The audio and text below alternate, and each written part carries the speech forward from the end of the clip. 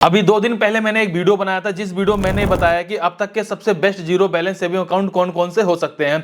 उसमें मैंने कई सारे बैंकों के बारे में बात किया था, यहां तक कि मैंने पेमेंट बैंक के बारे में बात किया था, कौन सा best zero balance saving account हो सकता है, किसमें आपको अपना अकाउंट ओपन करना है, ये सारी जानकारी मैंने वहां पर शेयर कर दिया था। उसी वीडियो के अंदर मैंने एक क्वेश्चन भी आप लोगों से पूछा हुआ था कि भाई अगर आपको ये जानकारी चाहिए कि अब तक का सबसे बेस्ट सेविंग अकाउंट कौन सा हो सकता है, अगर आप लोग कहते हैं उसके ऊपर मैं एक वीडियो बनाऊं, तो मैं आज उस वीडियो को लेकर के आ चुका हूं। कई लोगों ने वहां पे कमेंट भी किया था, और ये बताना चाहूंगा भाई आज की जो वीडियो है ना, ये वीडियो मैं सिर्फ कहीं से सुन के पूछ के या वेबसाइट वगैरह कहीं कुछ भी नहीं, पर्सनल जो मेरा एक्सपीरियंस है मैं वो बताने वाला हूं। अगर मान लीजिए अगर मैं किसी चीज को आपको रिकमेंड करूंगा तो कहीं ना कहीं अगर मैं उसको यूज कर रहा हूं जब भी मैं आपको रिकमेंड कर सकता हूं। मैं आपको सारा कुछ यहां लाइव प्रूफ के साथ ही बात करूंगा, लेकिन ये ध्यान रखिएगा आज के इस वीडियो में किसी भी तरीके से किसी भी जीरो बैलेंस सेविंग अकाउंट के बारे में बात नहीं होगी। जीरो बैलेंस सेविंग अकाउंट के ऊपर ऑलरेडी मैंने डिटेल वीडियो बना दिया था। आज के इस वीडियो में सिर्फ एक बेस्ट रेगुलर सेविंग अकाउंट के बारे में बात होगी, चाहे उसमें 2,000 रुपए बैलेंस मेंटेन करना पड़े, चाहे उसमें 10,000 मेंटेन करना पड़े, चाहे उसमें 25,000 मेंटेन करना पड़े, लेकिन उसमें हमें पूरी जानकारी मिलनी चाहिए ताकि हम जानकारी के बिहाफ पे चेकआउट कर सकें कि हमें अगर एवरेज बैलेंस मेंटेन करना पड़ रहा है तो उतना हमें बेनिफिट यहां पे मिल रहा है या नहीं मिल रहा है। अब यहां पर अगर मैं किसी बैंक का डायरेक्टली नाम ले लेता हूं, ये बैंक सही है, इस बैंक में जाकर अपना अकाउंट ओपन करवाओ, तो कहीं ना कहीं आपके दिमाग में बात आ सकती है,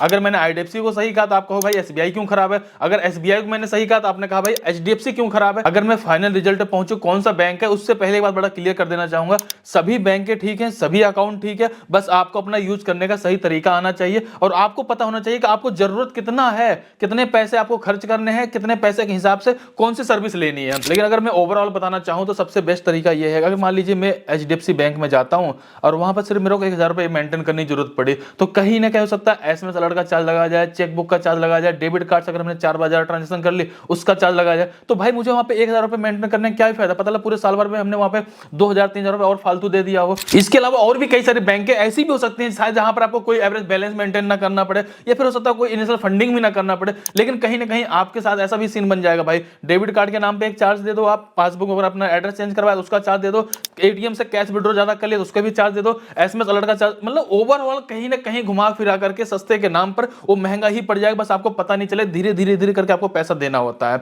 तो ओवरऑल मैंने सारी बैंकों का एक्सपीरियंस लिया हुआ। करंट टाइम अगर मैं अपने घर की बात करूं, अपने फैमिली की बात करूं, एचडीएफसी बैंक में, कोटक महिंद्रा बैंक में, बैंक ऑफ बड़ौदा में, आईडीएफसी बैंक में, इंडसइंड बैंक में, लगभग कई सारी बैंकों में हमारा खुद का सबका अकाउंट है जिसका हम पर्सनली यूज कर रहे हैं।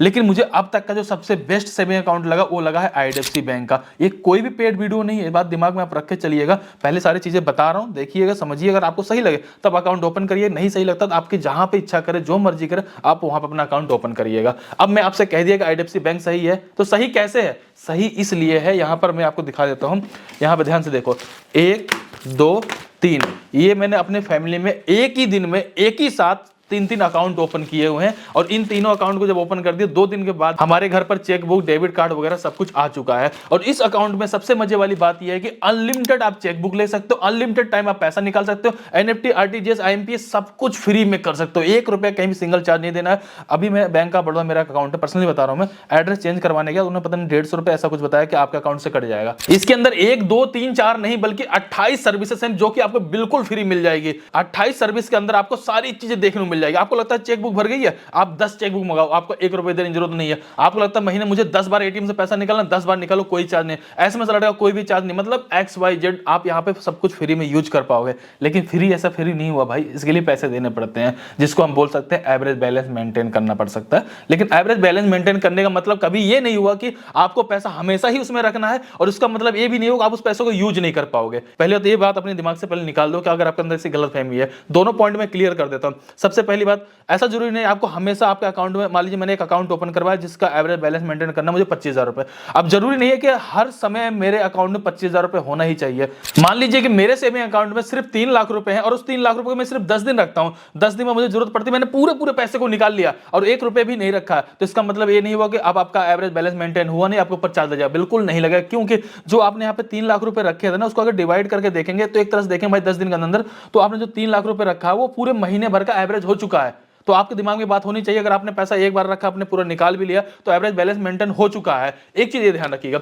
दूसरी बात, अगर आपको जरूरत लगती है, भाई मुझे लगता है भाई 25,000 रुपए है, मुझे उसकी भी जरूरत है, उसको निकाल करके मैं यूज करके दोबारा पैसा उसमें डाल सकता हूं, एवरेज बैलेंस मेंटेन हो सकता है। पूरे महीने भर अगर पैसा वहां पे नहीं, तो उसके से हमारे ऊपर चार्ज लग जाता है। लेकिन अगर आपको ऐसा लगे कि भाई 20-25,000 मेंटेन ही नहीं कर सकते, फिर इस वाली वीडियो को देखिए क्यों रहे हो। जीरो बैलेंस सेविंग अकाउंट वाली जाके वीडियो को देख लो ना, जैसे कि उसमें Jio payment bank, Airtel payment bank, जहां पे आरडी, एफडी, क्रेडिट कार्ड के लिए अप्लाई नहीं कर सकते हो, 2 लाख रुपए ज्यादा बैलेंस मेंटेन नहीं कर सकते हो, SMS alert, debit card, credit card सबके नाम पे चार्ज लगता रहता है। तो जाके उस वाली वीडियो को देखो। अगर इस वाली वीडियो को देख रहे हो, 5-10 हजार रुपए मेंटेन करने के बारे में सोच के चलना। हालांकि वो पैसा आपका अपना, जब जरूरत पड़े अपना अकाउंट बंद करके पूरे पैसे को अपने जेब में भी रख सकते हो। सो अभी तक आपको यहाँ पे क्लियर हो चुका मैंने क्यों आईडीएफसी बैंक अपना अकाउंट ओपन करवाया। लेकिन इस आईडीएफसी बैंक का जो सबसे खास बात मुझे लगी, देखिए अगर हम लोग अपना, अभी मान लीजिए अगर मैंने कोई भी लोन ले लिया, ठीक है, लोन में पता क्या सीन बनता है, हर महीने आपको इंटरेस्ट देना और आपकी ईएमआई के साथ आपका इंटरेस्ट बनकर आता है। लेकिन आपको याद हो कि कभी भाई आपका जो सेविंग अकाउंट हो किसी और बैंक में, आपको पता नहीं चलेगा आपके पास उस पर इंटरेस्ट मिल रहा है या नहीं मिल रहा है। सबसे पहले मैं आपको यहाँ पे लाइव प्रूफ के साथ दिखाऊंगा।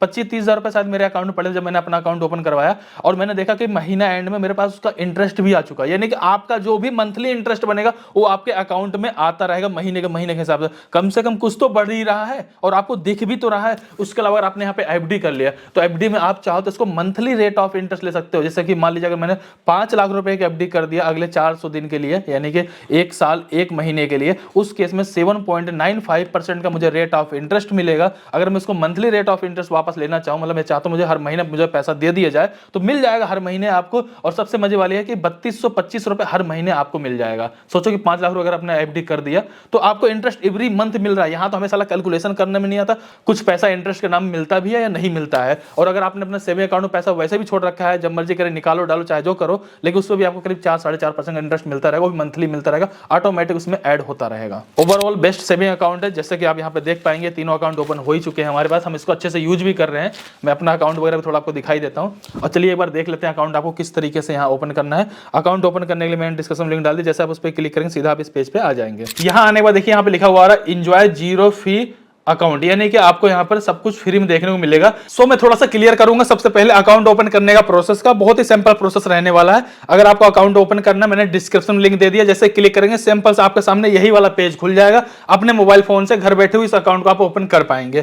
तो यहाँ आने के बाद जो भी आपके आधार कार्ड से रजिस्टर्ड मोबाइल नंबर है, उस मोबाइल नंबर को एंटर कर देंगे। इसके बाद अपना एक ईमेल आईडी को यहाँ पे एंटर कर देंगे।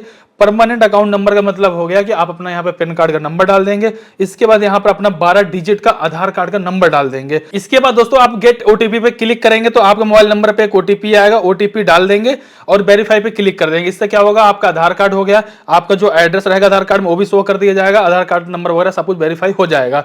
इसके बाद मेन चीज आता है आपका एक्यूपेशन। एक्यूपेशन में जैसे आप क्लिक करेंगे तो आपसे पूछा जाएगा भाई आप सैलरी पर्सन है, सेल्फ एम्प्लॉयर हैं, तो इस तरीके के जो भी चीजें होंगी, जैसे मान लीजिए होम मेकर हो सकते हैं, स्टूडेंट होंगे, तो भी इस अकाउंट को ओपन कर सकते हैं। आप सिंपल से यहाँ पर आकर सेलेक्ट कर लेंगे। जैसे इसको सेलेक्ट कर लेते हैं, इसके बाद दोस्तों सबसे इंपॉर्टेंट चीज पूछी जाती है सोर्स ऑफ इनकम, मतलब आपके पास इनकम का क्या सोर्स है। इनमें से जो भी होगा आप उसको सेलेक्ट कर लेंगे, ठीक है। अब इसके बाद मेन चीज पूछा जाता है कि भाई आपकी एनुअल इनकम कितनी हुई, आप उसको यहाँ पे इंटर कर देंगे, ठीक है। इसके बाद मेन चीज पूछा जाता है, जैसे मैंने अगर सैलरी सेलेक्ट कर रखा है, यहाँ पे पूछा जा रहा है भाई साहब आपकी कंपनी का क्या नाम है, आप अपनी कंपनी का नाम इंटर कर देंगे। इसके बाद पूछा जाता है आपके मदर का क्या नाम है, अपने माता जी का नाम है यहाँ पे आप इंटर कर देंगे। इसके बाद दोस्तों आप सबसे जरूरी चीज, अगर हम यहाँ पर एक अकाउंट को ओपन करवा रहे हैं तो भाई हमें इस पर रेट ऑफ इंटरेस्ट क्या मिलने वाला है, तो आप देखेंगे यहाँ पर अप टू यहाँ पे 7% आपको रेट ऑफ इंटरेस्ट देखने को मिल जाएगा और ये भी मंथली में क्रेडिट होता है। इसके बाद बात करें यहाँ पे नो चार्जेस, मतलब जो मैंने आपको ऑलरेडी बताया कि 28 सर्विस आपको ऐसी मिलेगी जिस पर कोई भी चार्जेस नहीं लगेंगे। पहले एक काम करते हैं, अकाउंट को ओपन कर लेते हैं।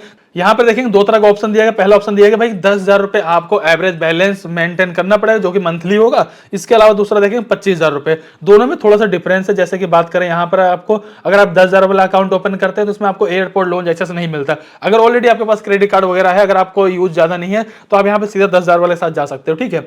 और थोड़ा सा इसमें जो एडिशनल बेनिफिट्स और अगर आप देखते हैं, जैसे इसमें पर्सनल एक्सीडेंटल कवर देखेंगे तो 10,000 रुपए एवरेज बैलेंस मेंटेन करने वाले में 5 लाख रुपए का मिलेगा, इस वाले में आपको 35 लाख रुपए मिलेगा। मेरे हिसाब से ज्यादा पैसे मतलब इधर उधर करने की जरूरत नहीं है। सिंपल आप 10,000 रुपए वाला सेलेक्ट करो, ये सबसे ज्यादा अच्छा होने वाला, ठीक है। इसके बाद आ जाते हैं सिंपल से आगे, यहां पर हम टर्म कंडीशन एक्सेप्ट करेंगे, प्रोसीड टू ओपन अकाउंट पे क्लिक कर देंगे। यानी कि देखेंगे हमने जितनी भी डिटेल थी, जानकारी थी, अपनी सारी यहां पर फिलअप कर दी है। इस पे क्लिक करने के बाद आपका यहां पे अकाउंट ओपन हो जाएगा। इसके बाद दोस्तों देखेंगे यहां पर आपसे भी पूछा जाता है कि भाई अगर आपके एरिया के हिसाब से जो भी आईडीएफसी फर्स्ट बैंक है उस बैंक को आप यहां पे सिलेक्ट कर सकते हो, वहां का आपको आईएफएससी कोड वगैरह मिल जाएगा, कस्टमर आईडी मिल जाएगा, अकाउंट नंबर मिल जाएगा। इस तरीके से आपका बैंक अकाउंट यहां पे ओपन हो जाएगा। लेकिन अभी भी आपकी केवाईसी बाकी रहेगी, जिस केवाईसी को आपको यहां पे करना बहुत ज्यादा जरूरी है। अब इसके बाद करना क्या, थोड़ा केवाईसी वाला क्लियर कर देता हूं। सिंपल सा अगर आपको केवाईसी करनी है, नीचे आपको देखिए केवाईसी वाला एक ऑप्शन मिलेगा, उस पर क्लिक करके आप चाहे तो अभी कभी केवाईसी कर सकते हैं, या फिर आपको एसएमएस और ईमेल में एक लिंक मिल जाएगा, उस लिंक के माध्यम से आप इसको चाहे जब कर सकते हैं।